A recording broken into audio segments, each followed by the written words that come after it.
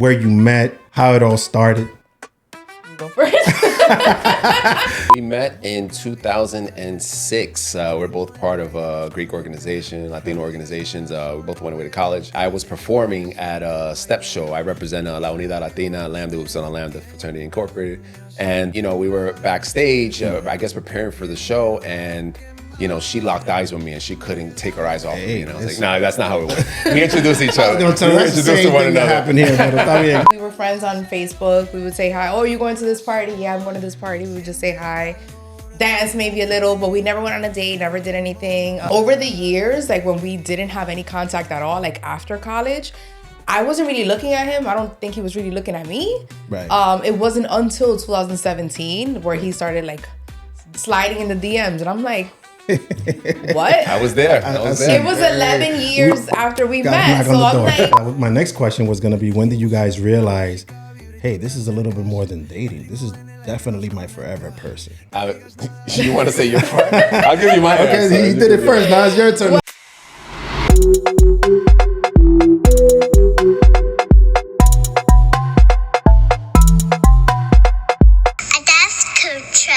Let's start it off right. The first thing I always like to do is first give thanks to God for it all. Secondly, thank you to the YouTubers, the TikTokers, the listeners, the Instagrammers, all the supporters across the world.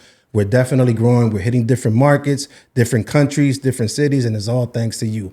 Now, today we have two special guests on the podcast.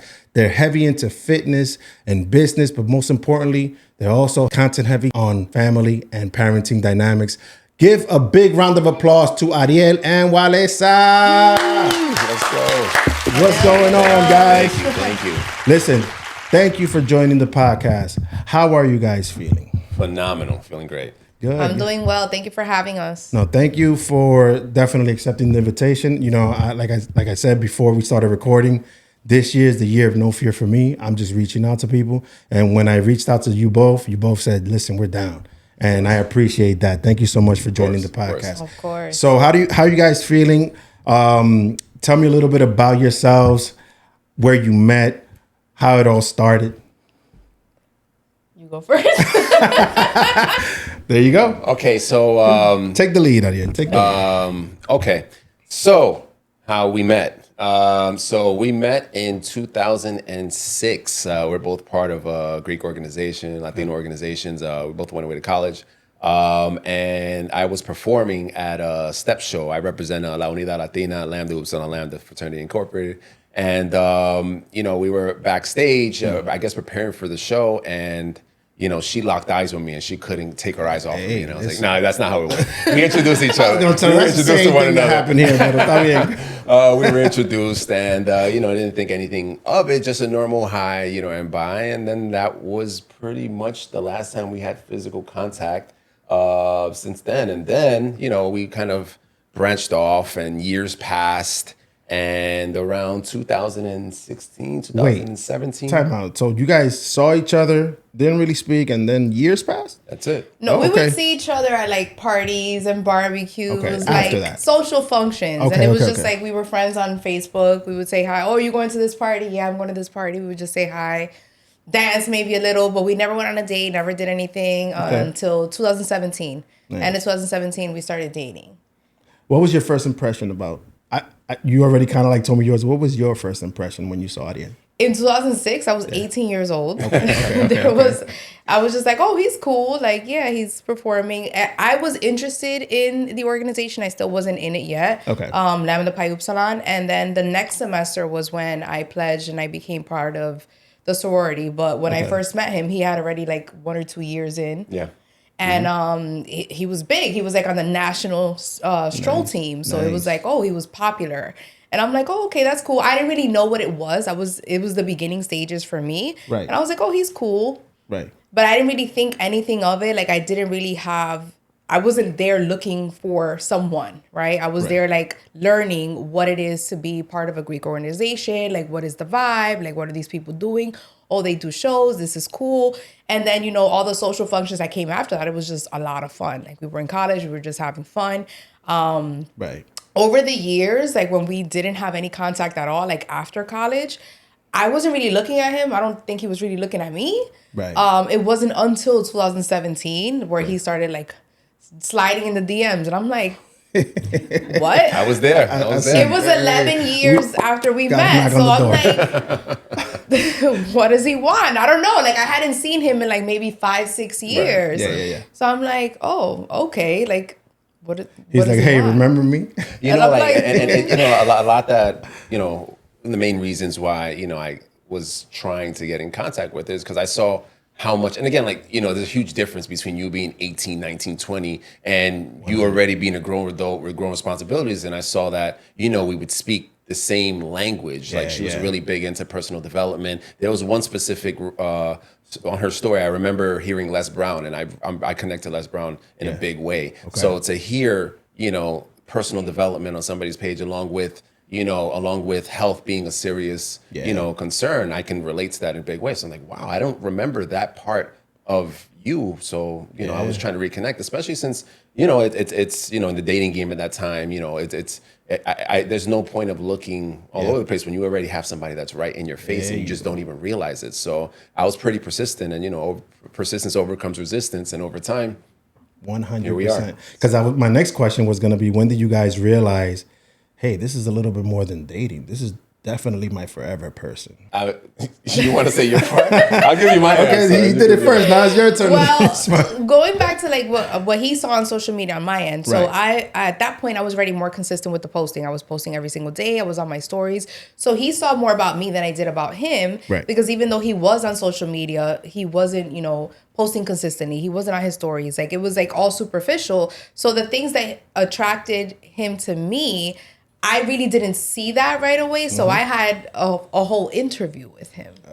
I was like, we need to talk. Because what he was seeing in me, I wasn't seeing in him, because I hadn't spoken to him in a long time. Okay. So I had like a 3-hour FaceTime, like checklist on a notepad type 3 of conversation. hours. Yeah. It was 3 hours. It was Yeah, 3 because hours. I'm like, I don't know what this is. I don't know what you see, and I don't know who you are right now, because I knew the guy we used to be at parties with. But I do have these questions. I have some questions. She was ready. I'm Yeah. like, oh. And then back to your question, when I knew that he was the guy, well, he checked off everything on the list. And then just the way that he showed up, just the way that he treated me, the way that I saw that he interacted at work, that people saw him, how he was with his daughter.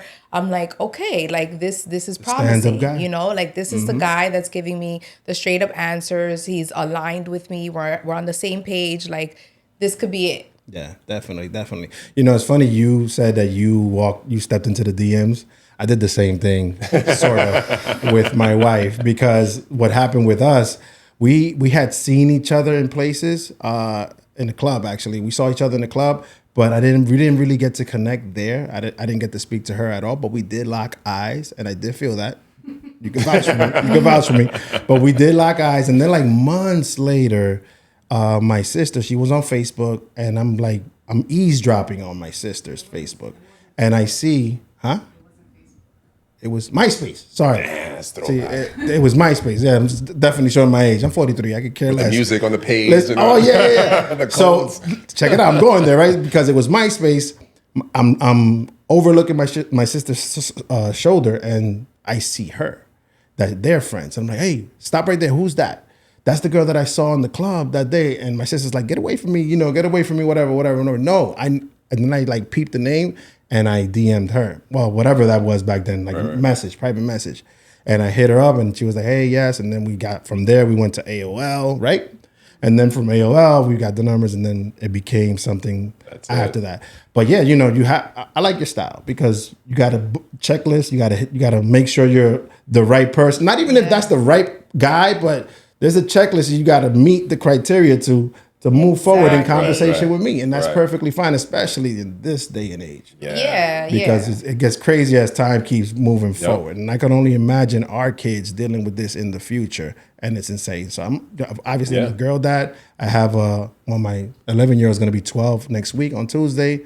I have a 9-year-old, and it's totally different. And I can see it's going to be very different for them growing up because of the social media aspect. We'll get into that. But let's talk a little bit about the proposal, because I did see that on social media, and it was a beautiful gesture. How did you get so many people involved in this proposal, Ariel? Because there was like 100 people behind with signs and all that Where stuff. do I start? So I did it the traditional way. First and foremost, I called her mom, Right. And she lives in Yonkers. You know, I at that point I lived in Queens, so I worked until like 8:00, 8:30 at night, and I'm like, hey, real quick, I need to. So I called her like 5:00. Hey, I need to talk to you. I knew that she was at a holiday party for her job, so I knew that the coast was clear. Right, so I need right. to talk to you, and she was like, oh. Okay, what is this about? I'm like, don't worry about it. Don't worry. I'll see you. So she was all nervous, but she, you know, like a stand-up mom that she is, she cooked. She had like a big old steak. Wait, for she me. doesn't know? She had no idea. But what she's was going preparing the steak. Yeah, I'm gonna ask preparing her, the table. her mom for permission Of course. to marry her daughter.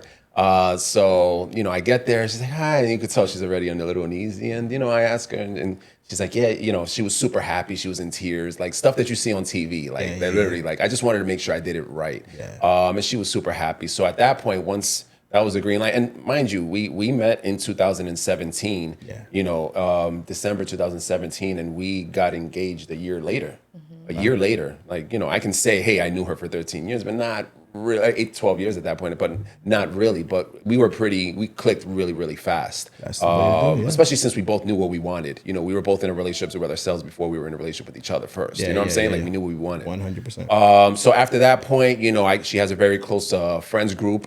So I let one of them know, or two of them know, this is what I plan on doing. I had, my idea was to have, post boards, like, and write out, instead of me saying a speech where I might fumble a word or two and regret that for the rest of my life, I wrote all the statements out, some clever stuff. So it was probably like 10 to 15. Round of applause to you for the idea. Thank you. That's a great Thank you. idea right Thank there. The postcard, just in case I mess up, you're reading exactly You're what reading trying it, to right? tell. Yeah. And mind you, like, so I wrote everything out, and I hand delivered them to one of her best friends the night before. Yeah. So that way I don't, I planned a date with all of her friends without her knowing, like as if she invited me to the proposal date. Like I told them, hey, come up with an idea going ice skating in Rockefeller Center. And then she asked me like hours later, and I'm like, I had to put my greatest acting face. I'm like, damn, during the holidays it's a little tough, but you know what? Let's do it. So I thought I had everything all planned out. I hit up my boys and my fraternity brothers and people that are family members that are close to me. I invited her mom also,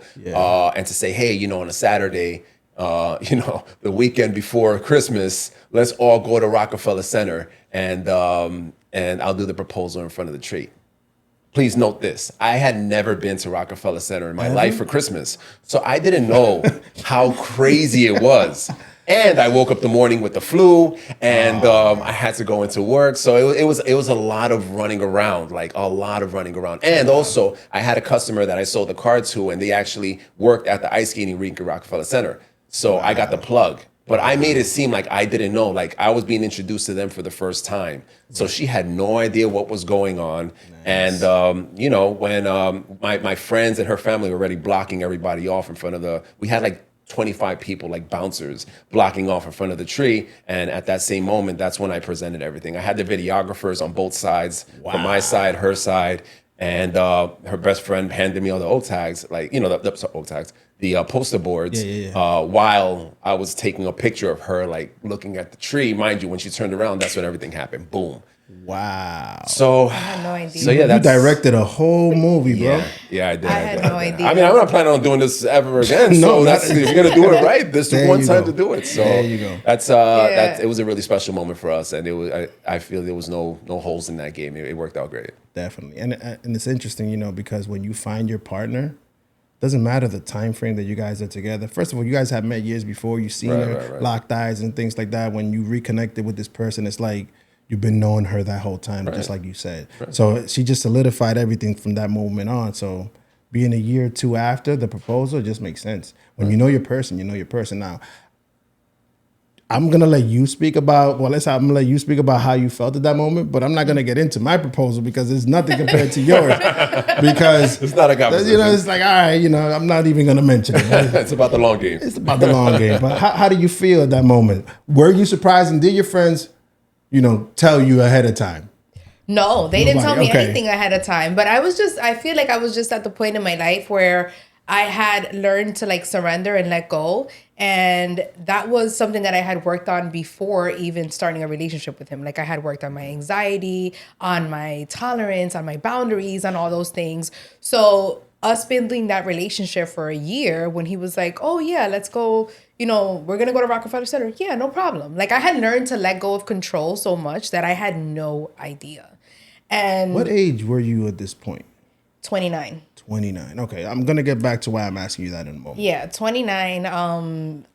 Years of therapy, self-work, like all these things, like a lot of like, childhood trauma and things that I had to work on myself to get to that point. So I was already at the point where I was just like, oh, we're going this, no problem, let's go. Like, we're going to have fun, no problem, let's go. It even came to the point where he had said, my best friend had said that he knew the person at Rockefeller Center that was going to get us in.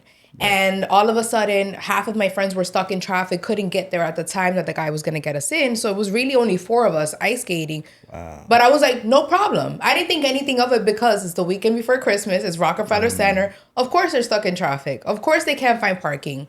No problem at all. And they were like, oh, everybody's going to meet us by the tree because we missed the time for ice skating for them to get in.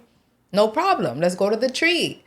Let's take some pictures. Let's go to the bar. And then that's when everything happened. I was just like, oh my God, like my cousins were there. My mom was there. My mom's friends were there. And I was just like, this is amazing, right. And that's when I really knew that he was for sure the one, because he had just been doing things like that. That wasn't the only moment that like shocked me, but he was always showing up for me, showing me that, yes, I was worth it, that I deserved to be put on a pedestal, that, that he really did care for me in all moments, not just that moment. So I was like, all right, this is it. Yeah. Wow. Forever. The reason that's amazing because it's like soulmates connect, and you guys both knew it at the time. The reason why I asked you, and I'm sorry for asking your age. Oh, it's fine. But the reason why I asked you at your age at that moment is because it's interesting to hear someone say, and you don't hear this a lot, where you did the work prior to that moment. Mm-hmm.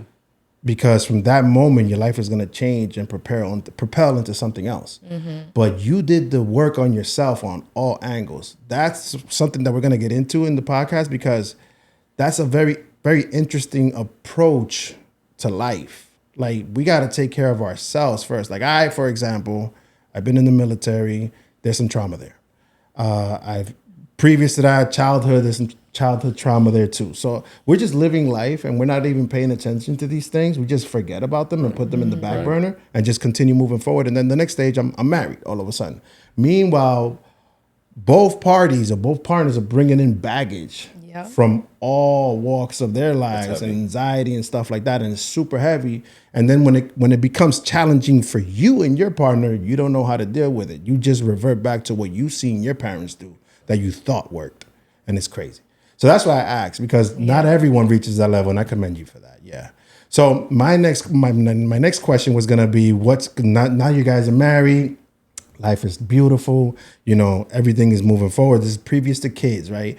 At what point did you feel like there was something that there's something that marriage brought to the table that nobody told you about? Like what's one thing that you could say that nobody taught me about this part in marriage? Or have you ever felt that way? Because not everyone feels that way. For me, it's not supposed to be chaotic. Okay. Chaotic in a sense, like you're with your best friend, your chosen best friend, and it's not supposed to be chaotic between you guys. Like, I never really saw that growing up. My mom was a single mom for a while. Okay. And then she had multiple relationships, maybe like 2 or 3, me growing up. And they were never as smooth as like us. Yeah. Like, never as loving as us. So like I kind of anticipated chaos, or like that things were supposed to be dramatic, but then I built up a tolerance that I wasn't going to tolerate that. That's not the way that I wanted my life to be. I wanted it to be completely different. Like I wanted it to be like one of those, the movie theater, the movie relationships, the movie parents, like that they were always happy and peaceful. Yeah. So I didn't really know what that was going to look like, but I already knew that he was my soulmate and that we were kind of on the same page and that we needed to like keep up with our happiness individually and then together, like moments together, keep dating each other. So that was something that I was looking forward to, but I didn't really know what that was gonna look like.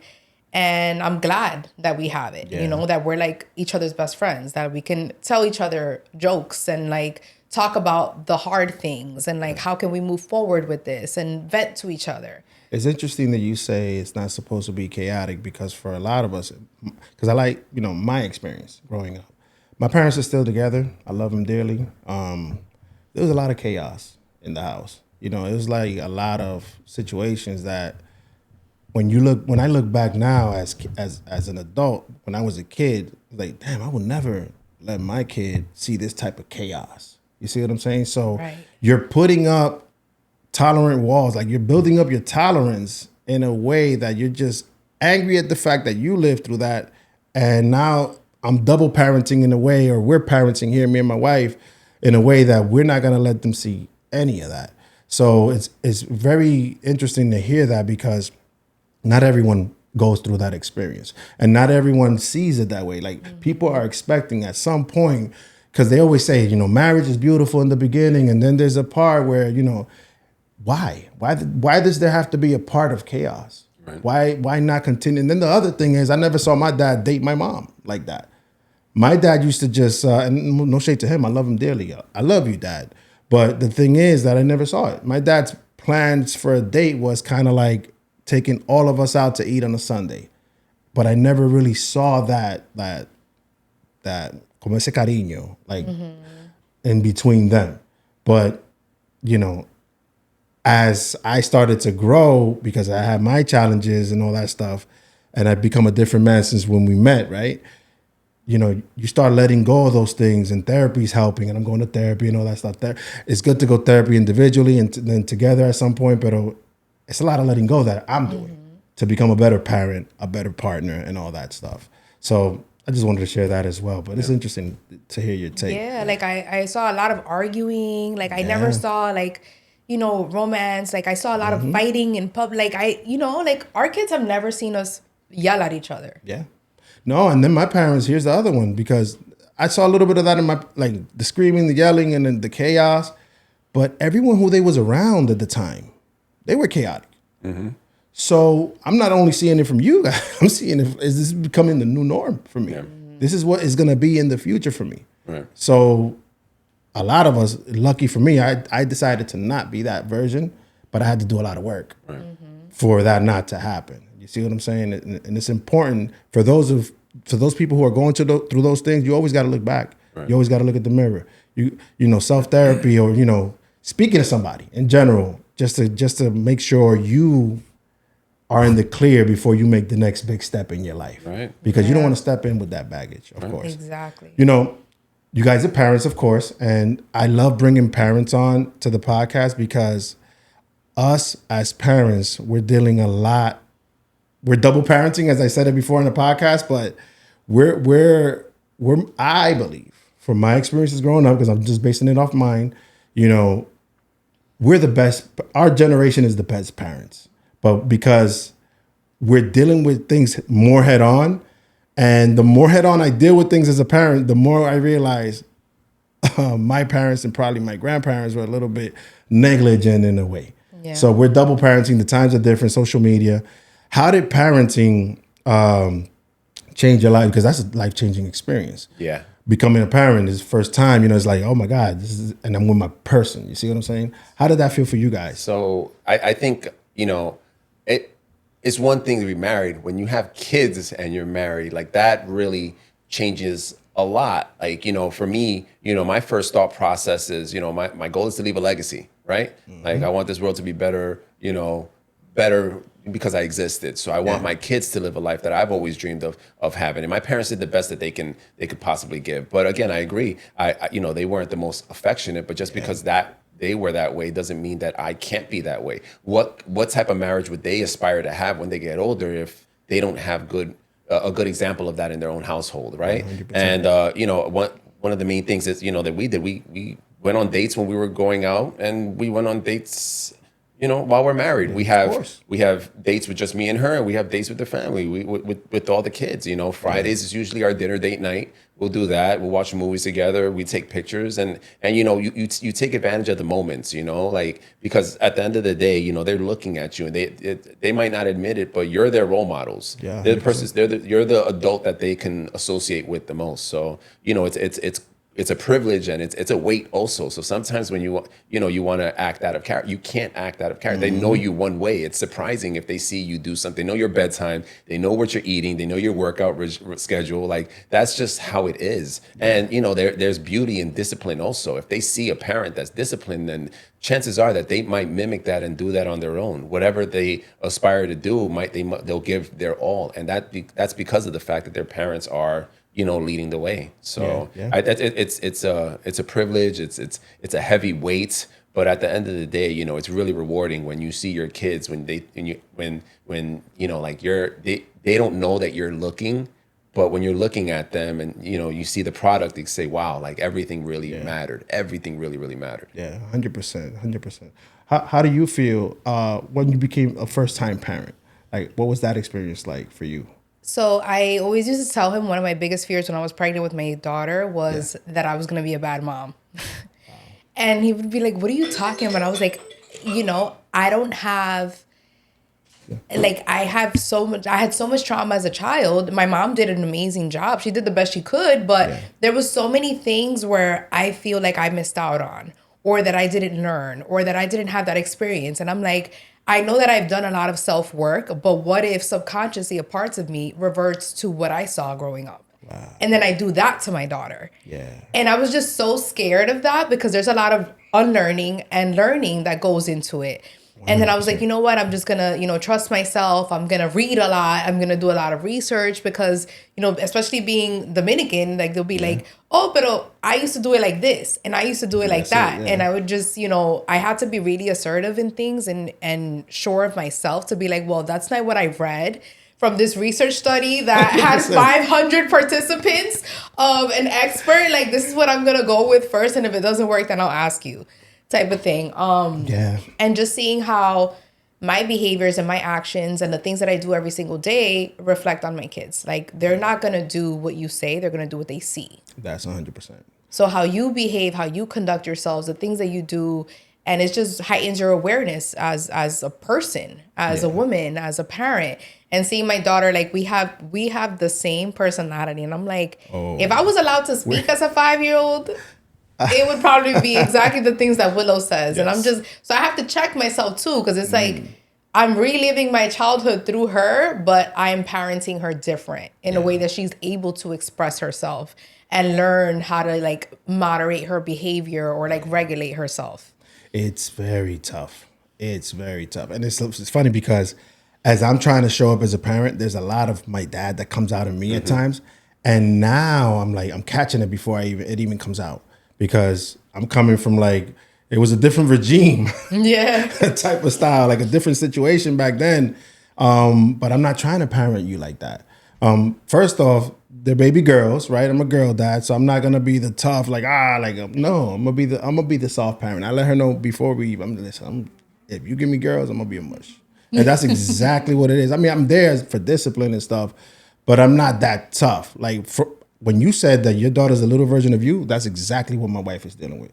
She's dealing with that. And I see it now and I just step back because I know my wife well. And I'm like, as the situation happens, I'm like, yeah. And then I'm here thinking in my head, everything is playing, what would her mom do and my mom do and back then? And what are we going to do now? I'm like, is her mom going to show up at this moment or is she going to show up with the new version? So it's like a lot of stopping, pausing, and then reacting as parents. So there's a lot of that going on. So you're fighting yourself all the time as you're a parent. And add on to that, I remember her being so concerned, am I going to be a good mom or not or whatever. And one thing I always kept in mind is that, regardless of what's going on, it doesn't need to be Mother's Day. You can literally say, you're doing a great job as a mom.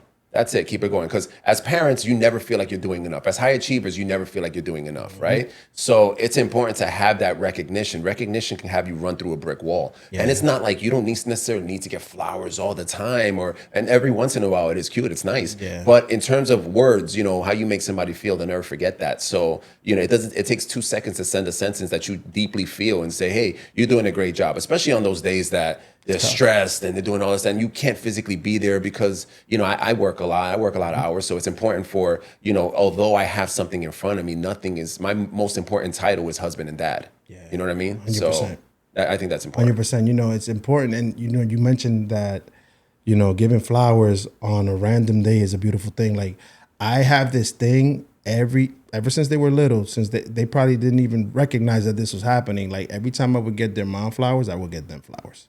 So I'll get her flowers and they'll receive the little flowers. And there hasn't been a time where I haven't done that, right, babe?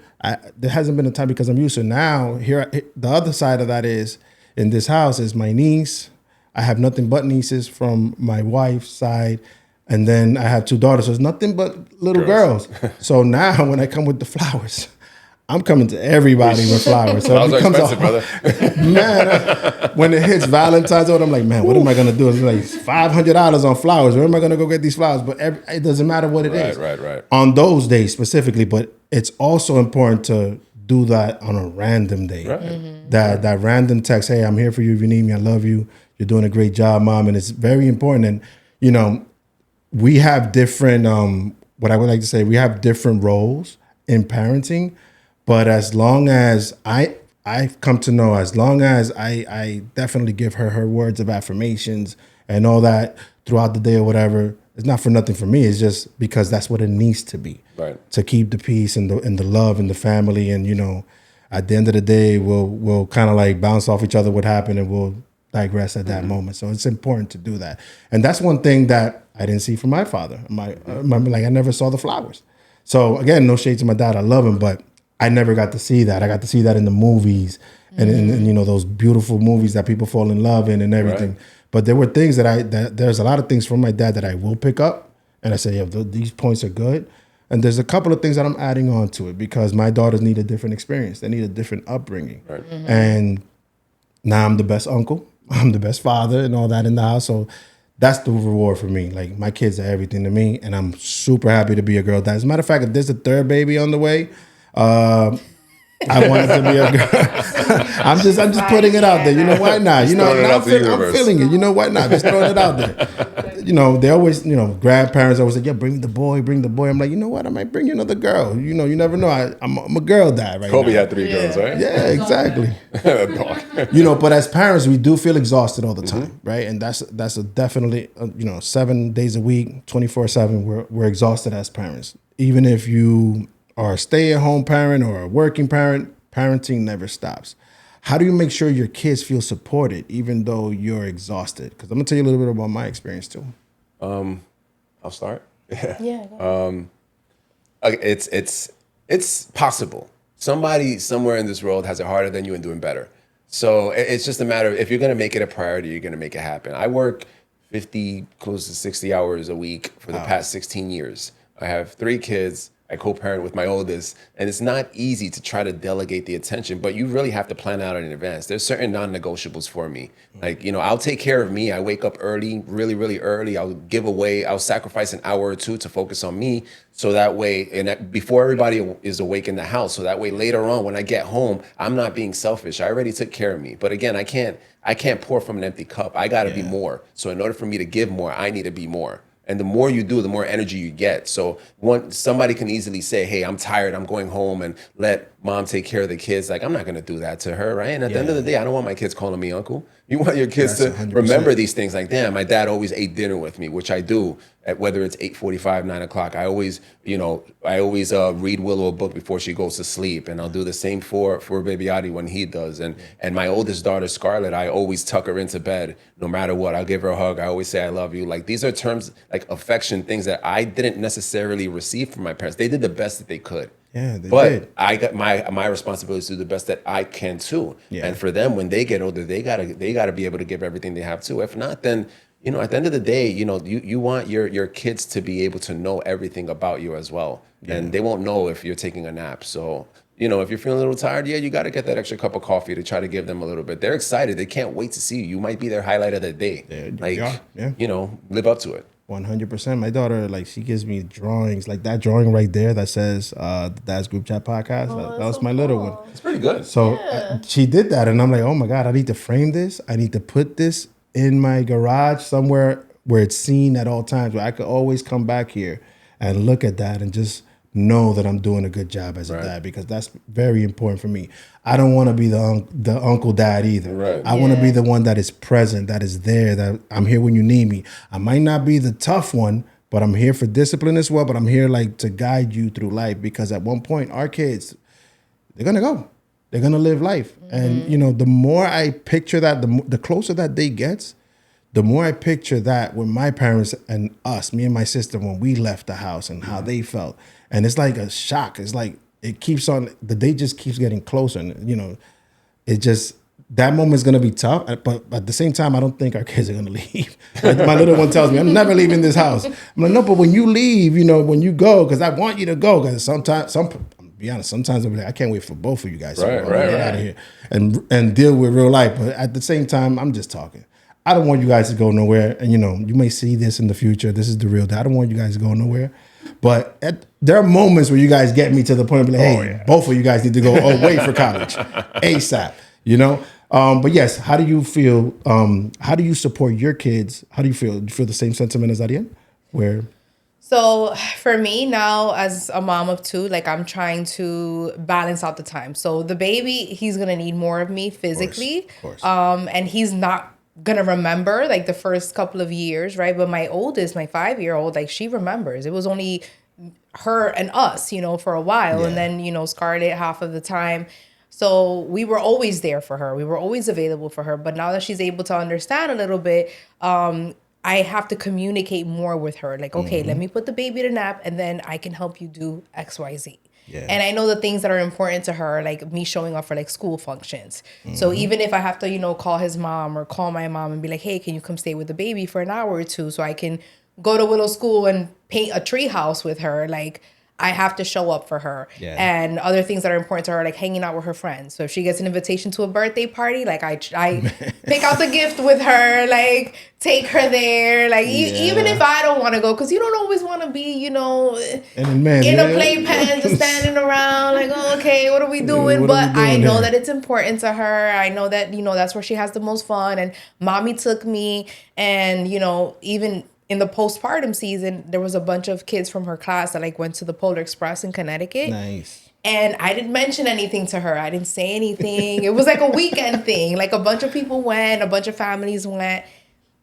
I stayed shut. I didn't mention it, nothing. The next week she was like, how come you didn't take me to the Polar Express? I was like, what are you talking about? And she was like, Gisela went, Frankie went. And I'm like, oh, wow, that's nice. And I was like, you know, I don't think they allow babies. And it was a family thing, and the baby's too small to be on a train. And she was like, oh, okay. But like things like that, like if I don't communicate it to her that like we can't go or that we can't do this, or just, you know, the little things in the house, like, oh, I want to open my toy. Give me a minute. Let me just, you know, put him down, have him settle down, or I want this. Give me a minute. Let's do this. But always trying to make time for her is getting better. But in the beginning, it was a little more challenging because she was still like getting accustomed to not being the only one in the house anymore. Yeah, you know, it's always good to have that reverse Uno card ready as a parent. Like if everything fails, they don't allow babies. So, but if she watches this podcast, if she watches this and she finds out later, you can't have a baby on a train, you know. And going back to what you said, I'm sorry, Willow. I'm sorry. Yeah, I'm sorry. She's up. Going back to what you said about, you know, your kids not wanting to leave, that's a reflection as well of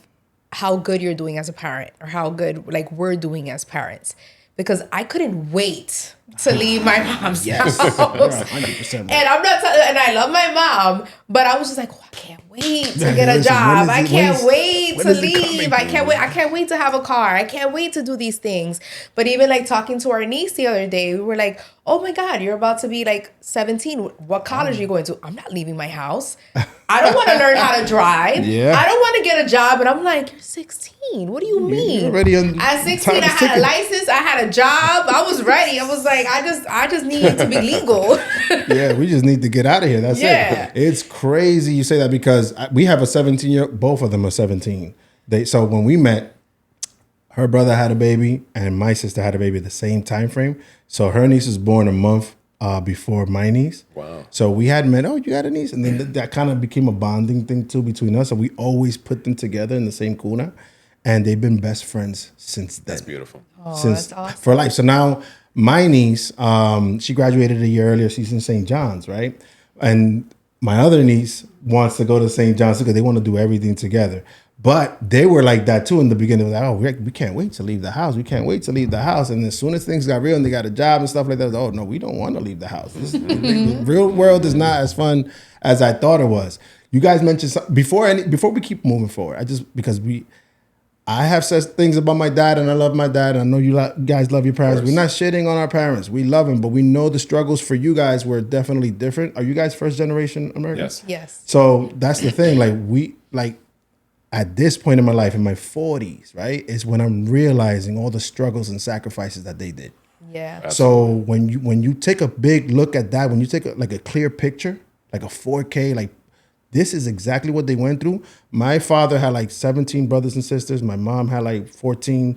They left their families to come to a different country to raise us. That's in itself. As a parent, I would be like, all right, I'm done. I'm checking. I did everything I could for you. But even that, moving forward, they obviously parented from that point on.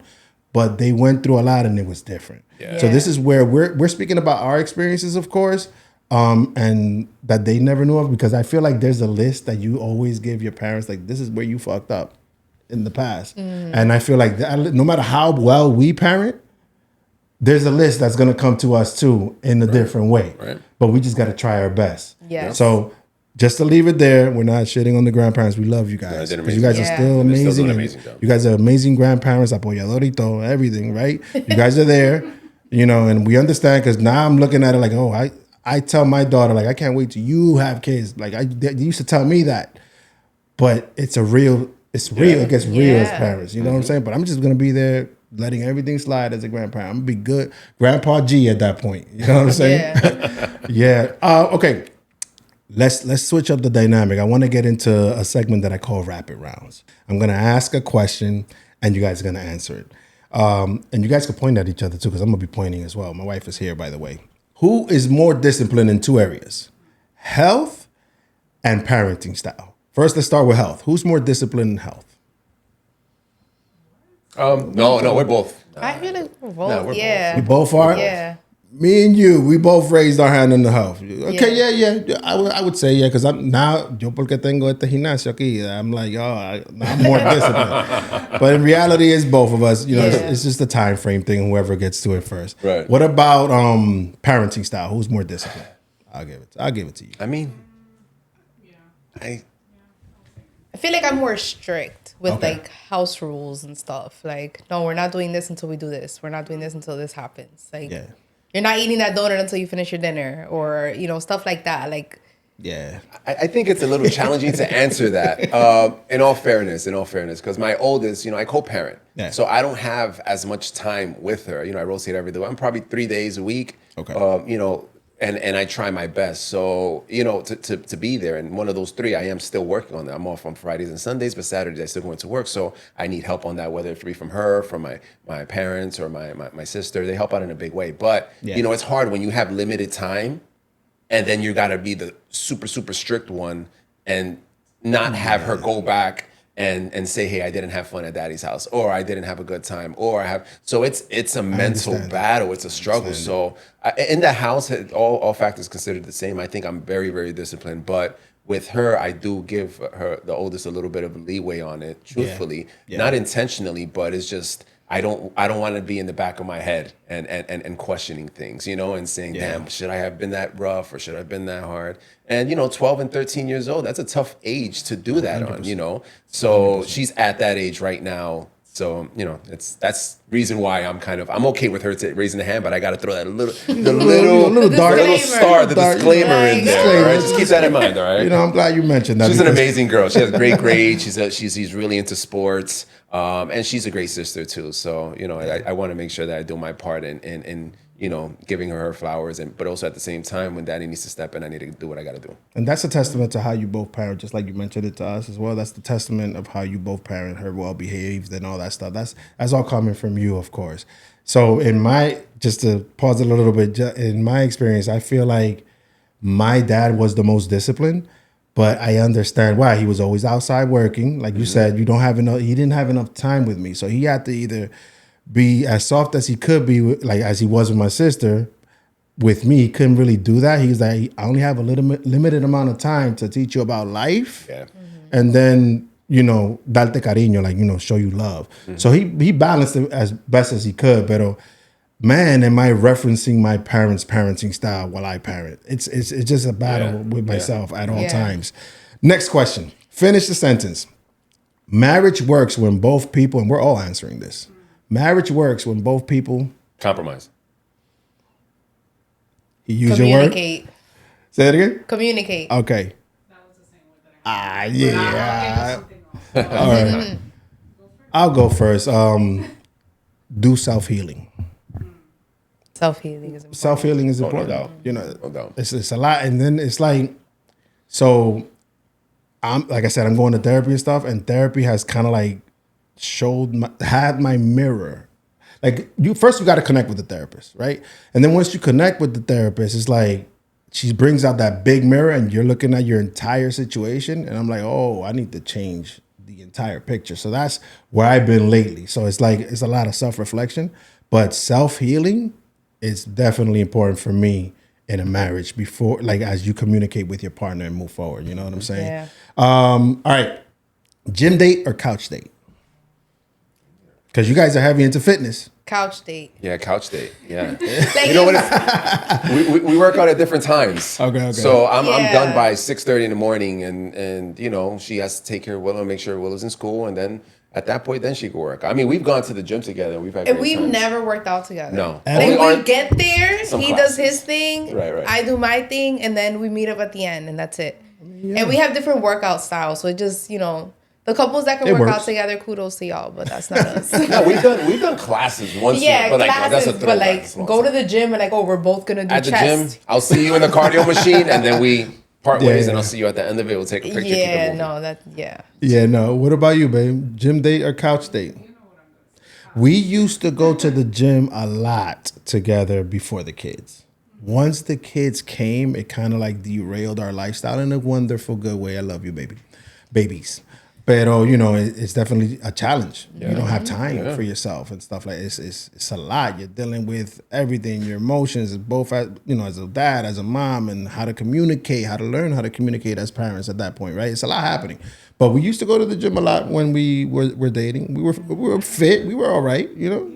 You know, but después, you know, it became something else. It's a lot of tag teaming. There's a lot of balance, especially like if you're not close. I don't know if your family lives in the area, but being away, it's like, you know, like our family is not 5 minutes away. Like we have an hour away, so we have to do a lot of tag teaming. You stay home when I do this. No, the beauty is in this situation, like my dad lives in the yard, but my mother, she lives upstairs with my sister. So this is like a 2-family house. But she's there. And that's another thing, like, kudos to the parents, and I'm include myself in that because we have a grandparent who is willing to take care of the child at all times. So my mom and her mom, the grandparents helped raise our children too, while we had to go back to work and stuff like that.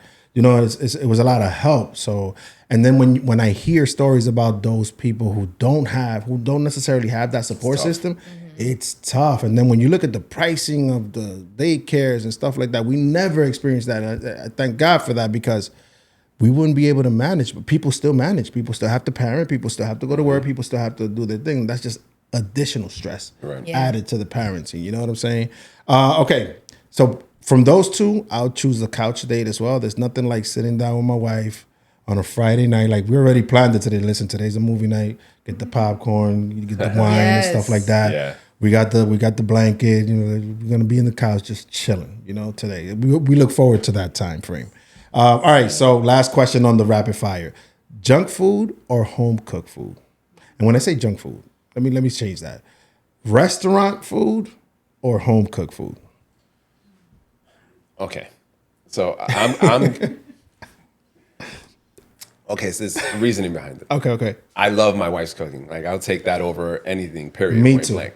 I like the emotional part of going out to a restaurant with my family. Much like you said a little earlier, I don't remember going to restaurants with my family at all. Wow. And it was, you know, hay comida en la casa, para que vamos a gastar dinero afuera, right? Right? Exactly. You get that All the conversation. time, all And the you know, time. that's how I grew up. That's what I'm trying to say now, Yeah, and it yeah. doesn't work really. But Yeah, but you know what? Like, you know, me looking back at throwback pictures of us at a restaurant together and the waiter taking pictures of us, like I don't have as many pictures to reflect as I do with our household. kids, right. So my kids look forward to dressing up. Will's, oh, can I put on a dress or whatever? That's a beautiful thing. And like I'm sure Adi's gonna end up wanting to go to restaurants also with us. And my daughter Scarlett loves going as well. But it's just, you know, I enjoy the being able financially to go out to a restaurant every now and then with my family and everybody dressed up. And it's like that stuff that's an epiphany moment where you're able to say, like all the, you know, hard work is worth it, you know, and they'll remember this. And also it'll set the stage for them to say, hey, like that's my standard.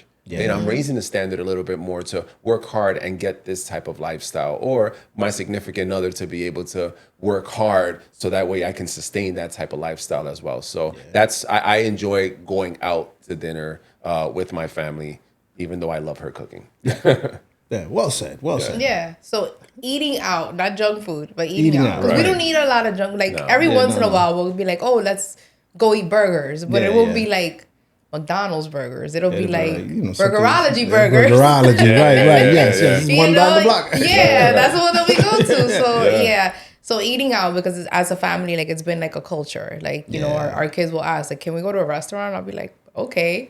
And they don't even ask for like the bougie. They'll ask for like Burgerology or, you know, something like that. So yeah, eating out. I prefer. I'm gonna go with Ariel here. I love your cooking, babe.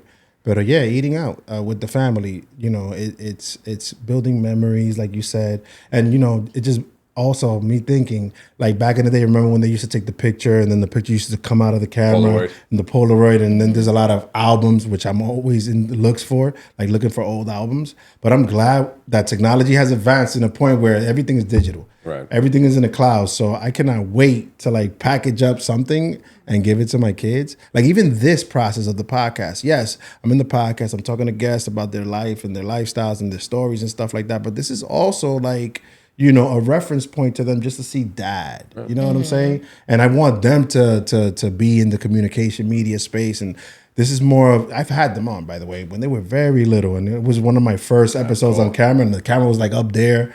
And it was on an angle, and it was an iPhone. It looks crazy, but the episode is up. And I always go back to them and look, you know, you remember when you answered this, what was your favorite grade? I mean, what was your favorite subject in school and stuff like that? And this is all reference points to give them. You know what I'm saying? It's important. For me, it's important. Yeah. Because I'm going to hand you this, and, you know, you're going to show my grandkids and stuff. The grandkids are going to see grandpa on camera and stuff like that. So it's a beautiful thing for me.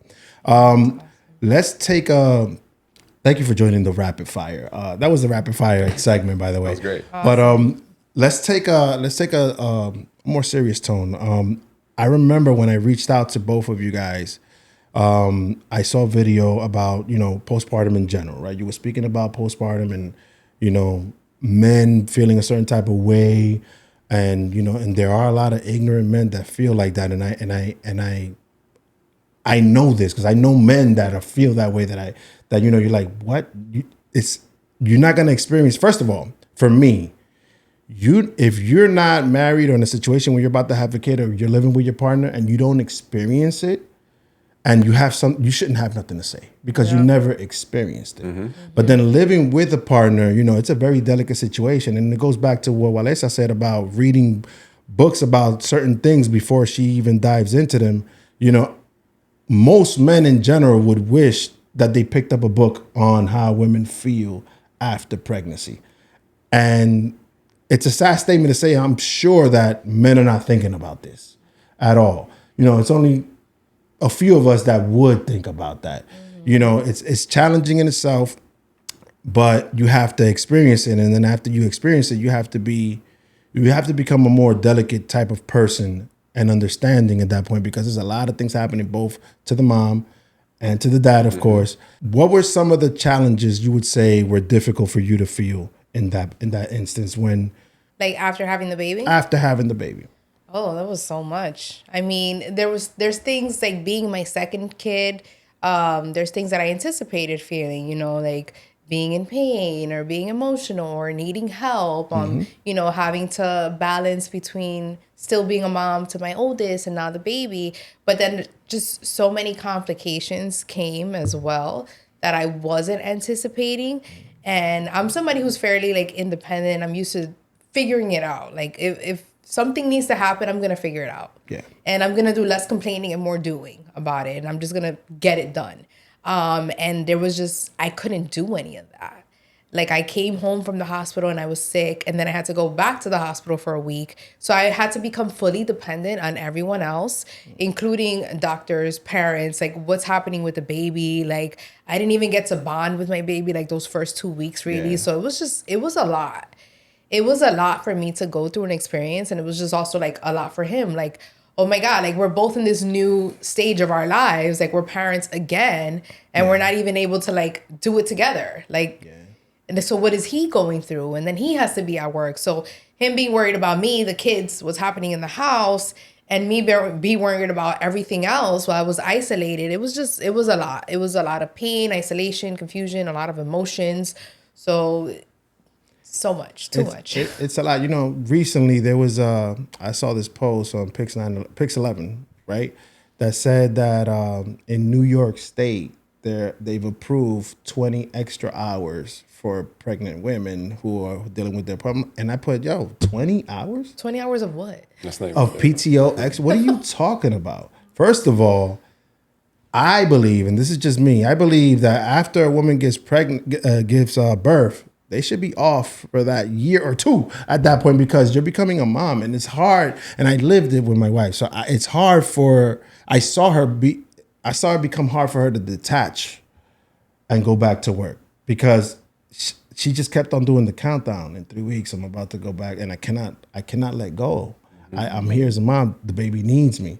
And it became tougher and tougher. And I'm like, there should be things in place where we're not even asking for PTO or extra PTO and shit like that. It just took me back to when you were pregnant and we was dealing with it, babe. So it's a lot. But in dealing with the emotional side, right, as a dad, right, how did you show up to support your wife in those moments? Well, I'll be the first to say, I thought it was going to be easier. Yeah. And like she was so prepared. She did so much research during the pregnancy. She had it, she had the ideal pregnancy and how like, I want to do this. I want this to happen and this to happen and this to happen. So to see that it didn't go according to plan broke my heart, but I can't show that, but there's a statement that, if you ever want to make God laugh, you tell him your plan. Yeah. And, 100%. at the end of the day, I'm kind of the type of person that, I have a no problem attitude. I'm going to figure it out. Yeah. So whatever it is that she needs me to do, I'm going to do it, and also at the same time, be very conscious of, we have 2 other kids as well. So don't let them think that this is a bad thing to begin with, while you're trying to split yourself in 6 different ways. So, it was, I was going in and out of the hospital, also making sure that I take my daughters out to, daddy-daughter date, and also at the same time, make sure I spend time with, my son, who obviously needs me at that same time. So it's not easy, but really, I didn't want to show as much emotions to my wife. I wanted to show that I got this. Yeah. And I did my best, and that's really what it boils down to. So now when we look at it, and figure that happened like 4 months ago or 3 months ago, we're in a better spot now, and we could look back and say, we made it through that as well. What's crazy? That could make or break a relationship too, because not everyone is built to withstand what comes. Like, okay, it's the most exciting moment of your life. even if it's the second time or the third, whenever, when it happens, and that at that moment becomes like precious to you, and then things just start like to trickle in different ways.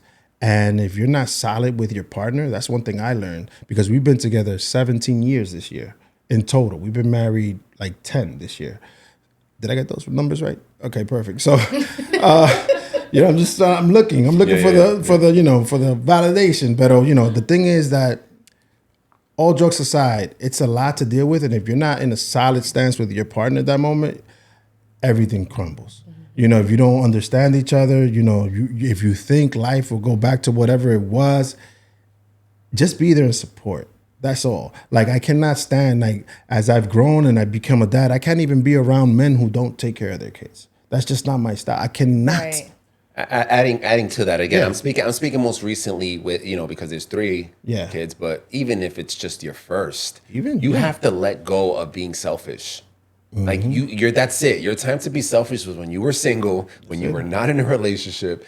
Because then when you start having kids and when you start being selfish and you're not there, then this woman didn't have a kid on her own. And if you want it to be that way, then it's not going to be a bright future for you. 100%. And at the end of the day, like you want to make sure that you contribute and put your part, because again, like this child, maybe you may not think that they see it that early, but emotions start from the very scratch. So you want to be able to set them up for the future. So again, get rid of the whole selfish aspect. You had that time as you developed in your own life and grew in your own life. But once you start bringing, you get married, you're bringing a kid into this world. Like, that's not the time to start backing up and being selfish. That's the time. You created a child because of love. You know what I'm saying? So you had so much love between 2 that it was enough to create one. You know what I'm saying? 100%. So that's what I want to highlight. What you're mentioning is important, because there's been, like, I've seen it with my own eyes, like with friends and cousins and family members, where they're disconnecting right after the birth. And it's just,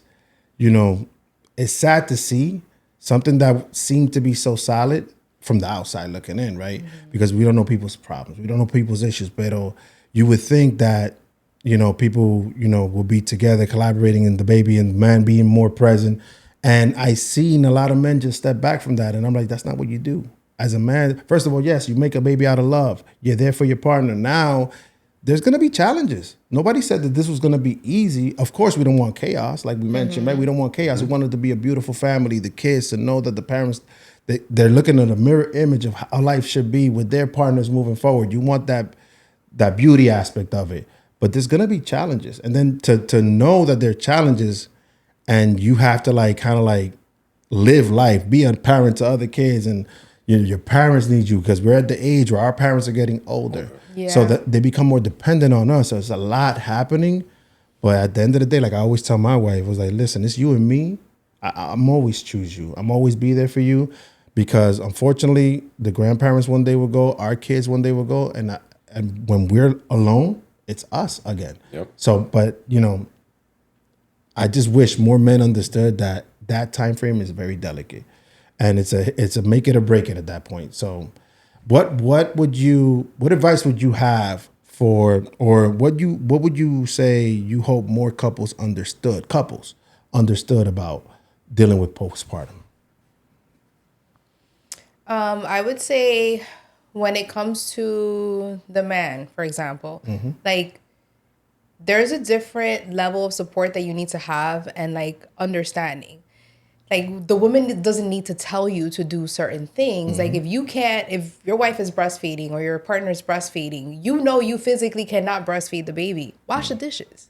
Do something else that can give her that time to do what she needs to do with the baby, while you can do something else in the household, or to help her. Or, can I bring you water while you're breastfeeding? Or can I do this while you do that? The things that you can't do, that she's doing, like, communicate in that sense, and just taking turns as well, like helping, like, how do you feel, or talking amongst each other. And it goes the other way too for the wife. Just because the man isn't experiencing the same thing, he may be feeling a certain way. How do you feel? Are you okay?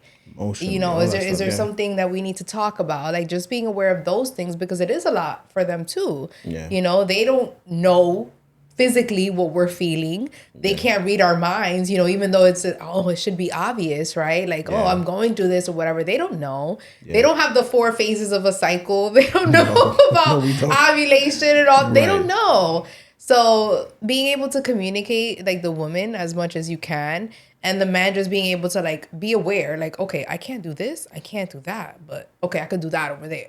You know, it's important. It's good that you said that, because even outside of postpartum, right? Even, let's step away from it for a second. As a married couple, like, before, I used to look at it, and my wife will tell you, when she would say, you know, I shouldn't have to tell you these things, right? Like, to help me. I shouldn't have to tell you to wash the dishes. Before, my ego would battle that a lot. And you know, I'm glad I've grown into a much mature man that now I'm just helping.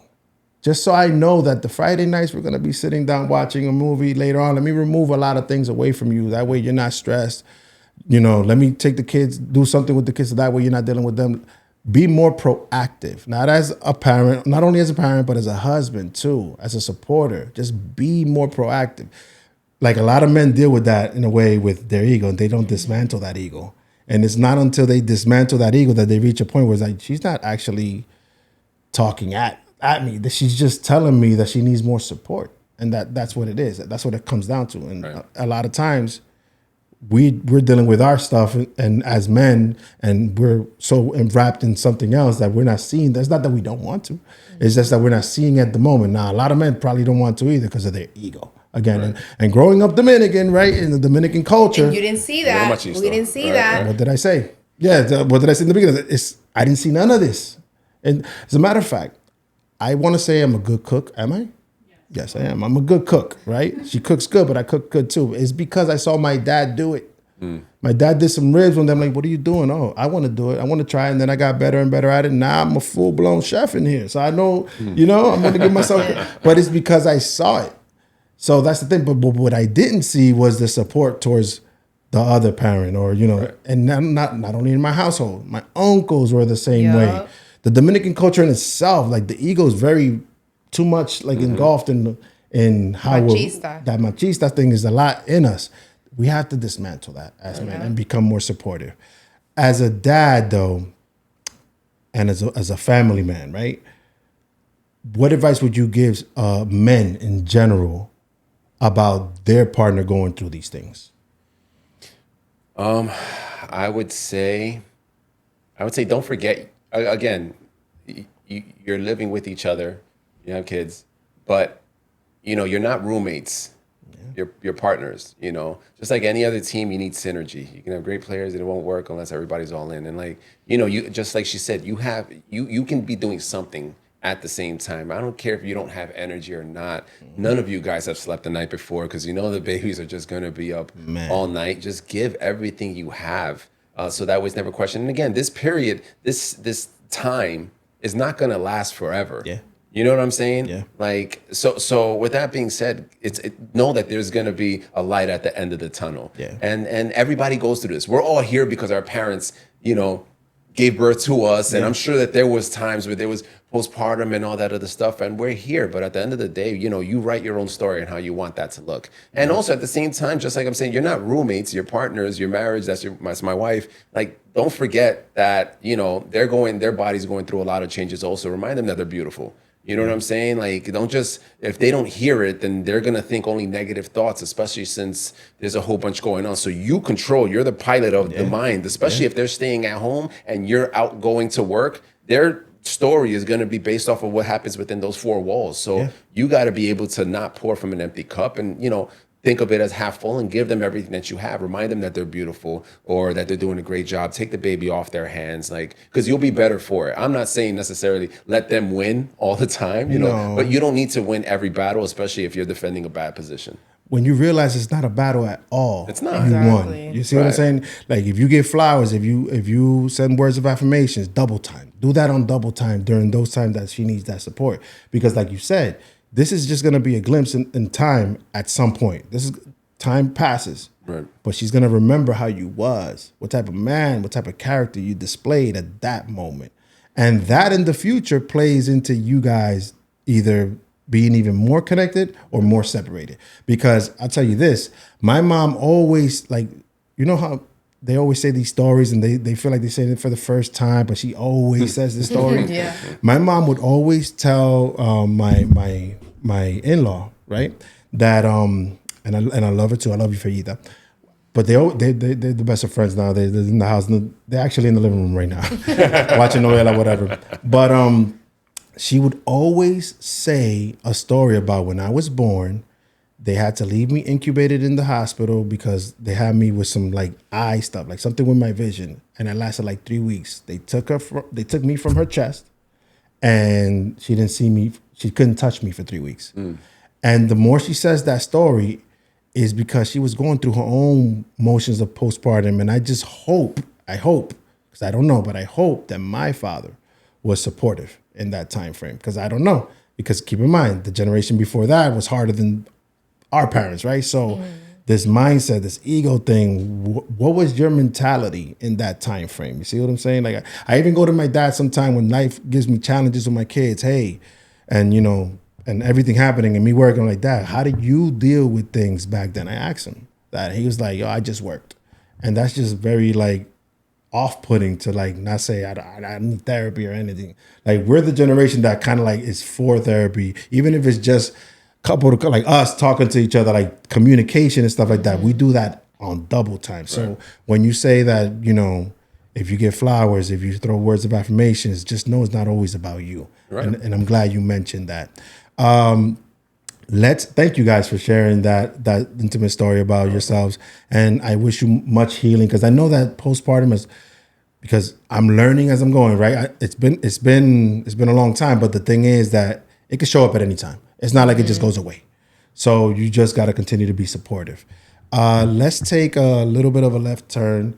I also have a segment on the podcast called Let's Talk About It, where different people on Instagram will throw different like scenarios, some crazy ones that I put to the side, some real ones, some tough ones, some that I would like to bring up with guests. So there was one that in particular that stood out to me to bring it to you guys. And maybe we all could discuss on how to assist this person anonymously on how to move forward with her situation. So the situation goes as follows. I love my kids, but I miss being the version of me that existed before all these responsibilities. Is that normal, or is something wrong with me? I think that's normal. That's absolutely normal. Yeah. You want to be able to sleep in and wake up whenever you want, but it's called, you're growing up. Yeah. You're growing up, and there's no better way or simpler way to put it, is that you had your time, and now, it's don't forget about you at all. But at the same time, it's a blessing to have your two kids. Like it really is. Now, do we ever want to just say, hey, I don't want to do anything and give up a day? Yeah, of course. Yeah. But you're not alone. You're definitely not alone. And I would recommend just making sure that you plan your own dates with yourself. You know what I'm saying? Like I said before, like I was in a relationship with myself before I was ever in a relationship with her. I've traveled by myself in the past. I've traveled the world by myself. She did the same. And that's why we gravitated towards one another. Have your own, I used to go to movies by myself every once in a while, or have a dinner date just by myself. It's okay. But don't forget about you, because then if those thoughts constantly happen, it's probably because you're leaving yourself for last. Yeah. It's before you answer, Walessa, I just want to make a point, because a lot of people can't date themselves. A lot of people can't be alone for too long. Yeah. And that's not helpful. Like I believe you have to learn how to be by yourself, because that's the only way you get to learn to love yourself or make some adjustments.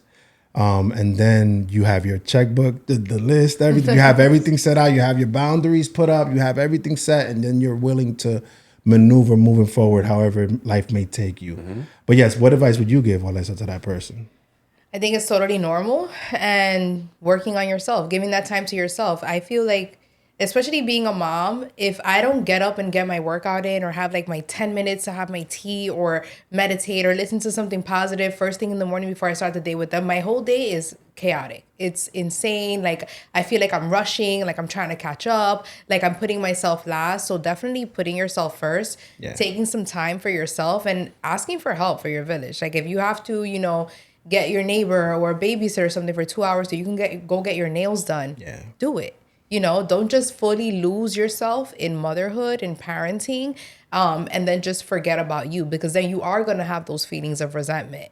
And how long is that going to last? Because you're going to have kids for how long? You know, for the rest of your life, your kids are going to be your kids. You know, at one point they're going to leave, but you don't want to say for 20 years of my life, I did nothing for me and everything for them. Because then those resentment feelings start building up. And I remember feeling that when I first had my daughter. Like, I cried one time because I couldn't get my nails done. Yeah. But it was that feeling because for my entire life, I got up when I wanted to. I left the house when I wanted to. I did what I want. Now I have this little human that is Fully counting dependent. on me that I have to be responsible for. So now it's more planning ahead. But in that planning ahead, put yourself in the calendar too. Yeah. A couple of weeks ago, I would say a couple of months ago, I put out an episode, just me by myself, talking about fatherhood and, you know, kind of like losing yourself in fatherhood, because we, separate from joint parenting and, you know, communicating and relationship and marriage, of course, you're doing a lot of parenting, but within fatherhood, I was starting to notice that I was losing myself. Like I was just pouring, and nobody was like pouring. My wife is here, of course, you know, we was managing the situations and everything, but I felt like I was losing myself as a father, because you start to lose friends, you start to lose relationships, you start to like, you know, you start to feel like nobody cares in a way, when everybody truly cares. Like my sister cares, my wife cares, my mom, everybody cares. But you still feel like that, like you're being like put off to the side. And I had those feelings. And it's like you said, it's important to know, because I know how to live by myself too. I know what it feels to be single. I know what it feels like. I've lived through that type of lifestyle. So I had to like kind of like go back to like thinking in that mind frame where, you know, this too shall pass and I'm going to get it. I'm going to be worthy. I'm worthy. I'm able to. I have these, what do you call those things? The affirmations that I read to myself about fatherhood as well. I do my prayer, my fatherhood. I pray every night now. I pray every morning. So I'm adding those elements to my day, and it's definitely helping me move forward. So to that person, you know, it's okay, but just date yourself, you know, do something for you. Don't expect others to, because nobody's going to do what you can do for yourself. Absolutely. To yourself. You know what I'm saying? Guys, thank you so much for joining the podcast. Anything you guys would like to say to the camera? I know people already know who you guys are, but anything, you know, any advice as a union, as a couple, because, you know, believe it or not, a lot of people look up to you guys separately and together, you know, for fitness, for business, you know, for fatherhood, for motherhood. You know, you guys deal, 'cause one thing that attracted me to both of you guys is you guys are dealing with real life shit. And I like to talk about real life on this podcast. Yes, I've had comedians, we laugh, we cry. I've had people put me to cry here. But I like these type of conversations too, because it's involved a lot in parenting, you know, and our generation needs to stay connected and talk to each other, because I've mentioned this before, we're in the social media age when we're supposed to be more connected. It's totally the opposite. And then our kids are looking at us. We want to make sure we give that example as well. So it's a lot happening. But any last words, any words of encouragement you guys would like to say? I would say that, you know, I think, you know, I think personal development is extremely important, and it should happen with both parties in a relationship. And the better you are, the better the relationship is. And if that person's doing the same, then it's great. At any point, I already know exactly what time she's going to be listening to some sort of personal development. She knows exactly what I'm doing. When I'm driving on the way to work, I don't listen to music. I listen to something that's going to make my mind better. You know, it's something that's going to change my perception and being able to answer harder questions, you know, and dealing with more difficult questions within the relationship or professional life. You know, the better that you get, the more prepared your mind is, the better you can kind of live, you know, and also while your kids see that, I you know, my oldest daughter, you know, they had a situation where, you know, she talked back a little bit to me one time, and instead of me doing the traditional route, what I was taught, you know, I threw on some Jim Rohn personal development, and I had her sit for 10 minutes and write down notes on it. And I tell you, what did you hear about it? I wouldn't have known that had I not done that myself. Wow. I'm very big on that. I write my goals every single year. I hold myself to account, just because, you know, you want to design your life. You're going to be 60 before you know it. 100%. So, you know, at the end of the day, do your part to make sure that the relationship succeeds, and make sure that you succeed, you know, because you're not going to be here for a long time. We rent space in this world. So with that being said, you know, I would highly encourage, you to do personal development, and not because you're broken, not to the point that you're broken. If you do it every single day, then you'll be stronger for it. So I would highly encourage that. Yeah. What about you? Walessa? Important. Never stop growing or never stop learning. I heard this quote, I forgot who said it, but if you're not growing, you're dying. Yeah. And there's always something to learn. Even if it's within yourself or if it's about your kids, there's always a topic that you can research, that you can read about, that you can learn about. So you don't feel stagnant and stuck in your thoughts and stuck in the everyday life to life, task driven life. And I'm exhausted and this, that, and the third. Instead of doom scrolling, learn something. Because that's going to make you feel like you're ahead of the curve, right? I'm doing something for myself. Aside from the personal development and working on yourself physically, the better you feel physically, the more you're going to move, the more energy you're going to have, the brighter your days are, the more things are going to roll off of you. And setting boundaries. That's something that is so important. Like, even with the people that are closest to us, that we love the most, like, setting boundaries would be my number one recommendation for everyone. Because there's so many things that we carry from our past, that we carry from our family members, from our parents. And, especially like in our culture, like Dominicans, I don't know how they have so much time to talk on the phone and keep up with people from like 50 years ago. But they be knowing all the bad news of everything in the world, of everybody in the world. And it's like, when you're dealing with so much as a parent, as an adult, when you're working, when you have kids, when you have this, and you're taking in all this information from everybody else, it's kind of like you have to put up those walls sometimes. Like, okay, I'm going to give you 10 minutes to tell me about you, about your day. I don't need to know about Juanita from 30 years ago whose son crossed the street and now he's missing a toenail. Like, like you got to be like, all right, like let's cut that. Let's set boundaries, what we're going to tolerate, who we are around, what we're listening to, because all of that, it sits in you. And then it comes out on your kids. And then it comes out in your job. And then it comes out in things that you need to be productive in. So setting boundaries and learning new things and not settling. It's funny because now that you said that, our parents' generation, they sit and talk. They could talk on the phone. Oh, yeah. I wonder, like, how did you guys parent and talk on the phone and do all this at once? And you made it seem like it was just regular. I don't understand. And we're here putting boundaries on people close to us. Like, hey, you just can't come to my house at any time. Because that's another thing. Before, they used to just pop up in your house. Hey, I'm here. A las 12 a comer. But we don't want that happening to us. No way. Don't come here unannounced. Don't do it. Don't tell me you're around the area unannounced. Because I'm going to step out. I'm going to go away. You see what I'm saying? But it's just funny because our parents, they're like that, and they made it seem like nothing. But thank you guys for joining the podcast. Thank you for those words of encouragement. What I will add to that is learn how to deal with curveballs in life, because I've said this before, but I, for the first time, took a board and wrote out my yearly plans. What's that called? Goal setting. Goals. The goal setting and stuff like that. And God threw me a curveball, and I had to revamp the entire situation. But in that lesson that I learned on how to deal with that curveball, it just made me stronger. So the faster you get to dealing with the curveballs of life, because even in parenting, there will be curveballs. In marriage, there will be curveballs. Life in general, you have to know how to deal with these things in accordance to your life. Because everybody's different. Everybody's going through their own situations. Some may be more tougher than others. But nonetheless, the person who's going through it thinks it's tough. So just learn how to deal with curveball. But thank you, Ariel and Walessa. I appreciate you guys for joining me on the podcast.